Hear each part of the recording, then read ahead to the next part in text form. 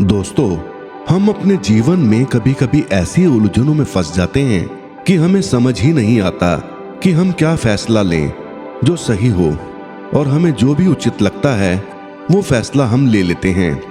लेकिन हम उस फैसले की गहराई में नहीं जाते और जल्दबाजी में कोई भी फैसला कर लेते हैं। कभी कभी वो फैसला सही होता है और कभी कभी वो गलत हो जाता है, जिससे हमें काफी नुकसान भी उठाना पड़ता है। आज हम इस कहानी के माध्यम से समझेंगे कि सही फैसला कैसे करें। बहुत पुराने समय की बात है। एक राज्य में एक बौद्ध भिक्षु रहा करते थे। वो बहुत ही ज्ञानी थे। वो किसी भी समस्या का समाधान बहुत ही आसानी से कर देते थे। उन बौद्ध भिक्षु के ज्ञान के चर्चे हर जगह थे। जो कोई भी अपनी समस्या लेकर उनके पास आता तो वो संत उनकी समस्या का समाधान कर देते। वहीं 3 मित्र उसी राज्य में काम धंधा करके अपने गांव की तरफ जा रहे होते हैं। उनके पास उस राज्य में काम धंधा करने के बाद कमाया हुआ बहुत सा धन होता है, जो तीनों ने अपनी पोटली में रखा होता है। वो तीनों पैदल ही यात्रा कर रहे होते हैं, क्योंकि पुराने समय में यातायात का कोई साधन नहीं होता था।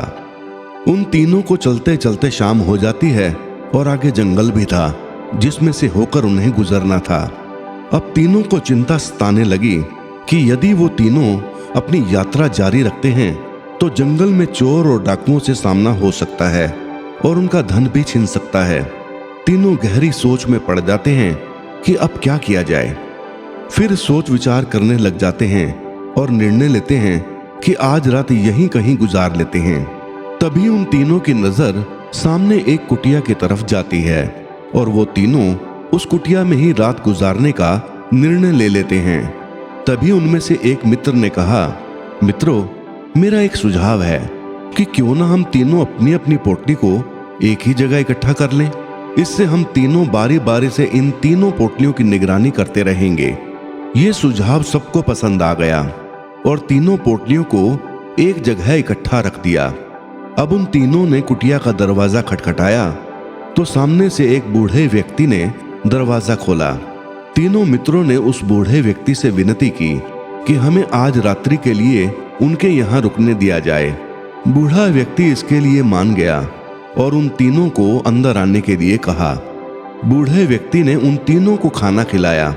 फिर उनमें से एक मित्र ने कहा, बाबा, हमारे पास यह धन है जो हमने इन पोटलियों के अंदर रखा हुआ है। आप हमें बहुत भले आदमी लगते हैं। क्या आप इन पोटलियों को आज रात्रि के लिए अपने पास रख लेंगे? सुबह होते ही जब हम जाने लगेंगे तो इसे ले लेंगे। वो बूढ़ा व्यक्ति इसके लिए मान गया और पोटलियां ले ली। तभी एक मित्र ने कहा, बाबा, यदि हम तीनों में से कोई भी अकेला इन पोटलियों की मांग करे तो आप मना कर देना। यदि हम तीनों एक साथ मांगे तो ही देना। बाबा ने कहा, ठीक है, और वो तीनों खाना खाने के बाद सो गए। सुबह होते ही एक मित्र ने कहा, मित्रों, इन बाबा ने हमारे लिए इतना सब कुछ किया, क्या हमारा कोई कर्तव्य नहीं कि हम इन बाबा की कुछ मदद करें? तो उन तीनों ने बाबा से कहा, बाबा, हमने निश्चय किया है कि हम लोग आज अपने गांव नहीं जाएंगे। हम कल अपने गांव जाएंगे। आज भी हम यहीं रुकेंगे। बाबा ने कहा, ठीक है बच्चों, जैसा आपको उचित लगे। ये कहकर बाबा अपने खेत की तरफ जाने लगे तो वो तीनों भी उन बाबा के साथ चल दिए। खेत पास ही था तो जल्दी ही पहुंच गए। बाबा ने खेत में काम शुरू कर दिया तो उन तीनों ने भी बाबा का हाथ बटाना शुरू कर दिया। दोपहर हो गई तो बाबा ने कहा, मैं तुम तीनों के लिए खाना लेकर आता हूं। और ये कहकर बाबा वहां से चल दिए और वो तीनों फिर से काम पर लग गए। तभी एक मित्र के मन में थोड़ी सी बेईमानी आ गई और उसने अपने दोनों मित्रों से कहा, मित्रों, बहुत प्यास लग रही है, मैं बाबा के यहाँ से पानी लेकर आता हूँ। तो उन दोनों मित्रों ने कहा, नहीं मित्र, हम भी साथ चलते हैं, वहीं पानी भी पी लेंगे। और तीनों बाबा के पास पहुंच जाते हैं और कुटिया के बाहर बैठ जाते हैं। उनमें से एक मित्र अंदर जाता है और उस बूढ़े व्यक्ति के पास जाकर कहता है, बाबा, हम अपने गांव जाना चाहते हैं, तो कृपया करके हमारी वो तीनों पोटलियां हमें दे दीजिए। बाबा ने कहा, नहीं, जब तुम तीनों मेरे पास आओगे तो ही मैं तुम्हें वो पोटलियां दूंगा। तो उस मित्र ने चालाकी दिखाते हुए जोर से आवाज लगाई मित्रों, तुम्हारे लिए भी लेता हूं क्या? तो उन दोनों ने भी ऊंचे स्वर में कहा, हाँ हाँ, हमारे लिए भी ले आना। अब बाबा को विश्वास हो गया कि ये तीनों ने मिलकर ही कहा है, और उसने वो पोटली उस लड़के को दे दी। तो उस लड़के ने कहा, बाबा हमें पानी पीना है। तो बाबा ने उन तीनों के लिए पानी दे दिया। तीनों ने पानी पिया और उस पहले वाले लड़के ने कहा, मित्रों, आप लोग खेत में जाओ, मैं अभी थोड़ी देर में आ जाऊंगा। वो दोनों मित्र वहां से खेत की तरफ चल दिए। जैसे ही वो लोग वहां से गए तो उस लड़के ने वो पोटलियां उठाईं और चल दिया। शाम को वो दोनों मित्र खेत से वापस आते हैं और बाबा से पूछते हैं, बाबा वो हमारा मित्र कहाँ है? वो खेत में दोबारा आया ही नहीं। तो बाबा थोड़ा हैरान हो गए और कहा, वो तो तुम लोगों के जाने के कुछ ही समय बाद वो पोटलियां लेकर चला गया था। तब उन दोनों मित्रों को क्रोध आ जाता है और वो बाबा से कहते हैं कि बाबा, वो पोटलियां तो हम तीनों एक साथ होते तो ही आपको हमें देनी थी, तो आपने उसको अकेले में कैसे दे दी? बाबा ने सफाई देते हुए कहा कि तुम दोनों ने जब कहा कि हमारे लिए भी लेते आना, तो मैंने दे दी। तो उन दोनों ने कहा, बाबा वो तो हम पानी के लिए कह रहे थे, ना कि पोटलियों के लिए। आपने हमसे धोखा किया है, हम इसकी शिकायत राजा से करेंगे। बाबा ने बहुत समझाया कि इसमें उसकी कोई गलती नहीं है, परंतु वो दोनों इस बात को मानने के लिए तैयार नहीं हुए और राजा के पास चले गए और उस बूढ़े व्यक्ति की शिकायत कर दी। राजा ने उस बूढ़े व्यक्ति को दरबार में पेश होने का आदेश दे दिया। बूढ़ा व्यक्ति राजा के दरबार में हाजिर होता है तो राजा बूढ़े व्यक्ति से पूछता है कि ये दोनों मित्र कह रहे हैं कि तुमने वो पोटलियां उस लड़के को दे दी, जबकि तुम्हें कहा गया था कि तुम ये पोटलियां जब तक तीनों एक साथ ना हो तब तक नहीं दोगे। तुमने गलती की है बाबा, अब तुम्हें इन पोटलियों की कीमत चुकानी होगी। वो बूढ़ा व्यक्ति बहुत रोया, बहुत गिड़गिड़ाया और कहा, महाराज मैंने जानबूझकर ऐसा नहीं किया है, इसमें मेरी कोई गलती नहीं है। परंतु राजा ने उसकी एक ना सुनी। बाबा वहां से रोता हुआ अपनी कुटिया की तरफ जाने लगा और अपने आप को कोसने लगा। रास्ते में उन्हीं बौद्ध भिक्षु का आश्रम पड़ता था। वो उन बौद्ध भिक्षु से मिलने चला जाता है और अपनी सारी समस्या बताता है और कहता है कि मैं एक गरीब किसान हूं, मैं इतना धन कहां से लाऊंगा। ये सुनते ही बौद्ध भिक्षु ने अपनी आंखें कुछ देर के लिए बंद कर ली। थोड़ी देर में बौद्ध भिक्षु ने अपनी आंखें खोली और उस बूढ़े व्यक्ति को कहा, इसमें आपकी कोई गलती नहीं है, आपने जो किया वो अनुचित नहीं था, लेकिन राजा ने भी न्याय ठीक से नहीं किया। अब तुम राजा के पास दोबारा जाना और कहना कि आपका न्याय सही नहीं है। जब राजा तुमसे पूछे तो कहना कि मुझे एक संत ने ऐसा कहने के लिए कहा है। वो बूढ़ा व्यक्ति उस संत को प्रणाम करके वहां से सीधे राजा के दरबार में चला जाता है और वही बात करता है जैसा संत ने कहा था। सारी बात सुनकर राजा क्रोधित हो जाता है और कहता है कि मेरे द्वारा किए गए न्याय को कौन चुनौती दे रहा है, कौन है जो इसे अनुचित ठहरा रहा है। तो वो बूढ़ा व्यक्ति उस संत के बारे में बताता है। राजा उस संत को भी दरबार में पेश होने की आज्ञा देता है। सारे दरबार में बहुत हलचल हो जाती है।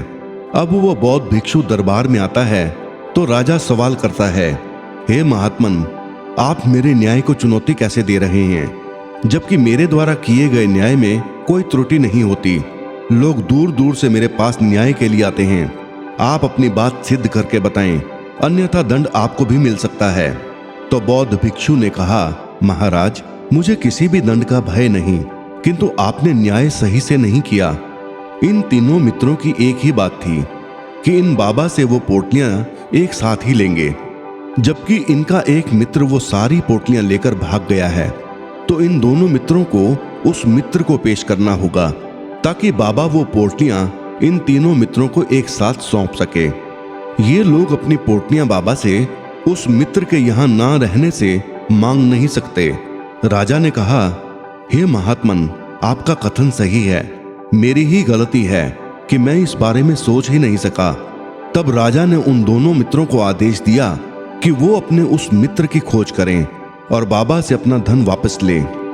वो दोनों मित्र राजा की आज्ञा पाकर अपने मित्र को ढूंढने के लिए वहां से चले जाते हैं। तब राजा उन संत से कहता है कि आपने इस समस्या का इतनी आसानी से कैसे समाधान कर दिया, कृपया आप मेरा मार्गदर्शन करें। तो उन संत ने कहा, महाराज, किसी भी समस्या के समाधान के लिए जल्दबाजी से काम नहीं लेना चाहिए, बल्कि कुछ समय लेकर उस समस्या पर गंभीरता से विचार करना चाहिए, जो आपने नहीं किया। मैं कोई चमत्कारी पुरुष नहीं या कोई जादूगर नहीं हूं, बल्कि मैं किसी भी विषय के बारे में गंभीरता से सोचता हूं। जब हल मिल जाता है तो उस हल पर भी विचार करता हूं कि इसमें कोई समस्या तो नहीं आएगी, तभी अपने निष्कर्ष पर पहुंचता हूं। राजा की आंखें खुल जाती हैं। वो बौद्ध भिक्षु से माफी मांगता है और धन्यवाद करता है। बौद्ध भिक्षु वहां से अपने आश्रम वापस आ जाते हैं। कुछ समय के पश्चात वो दोनों मित्र अपने तीसरे मित्र के साथ राज दरबार में उपस्थित होते हैं।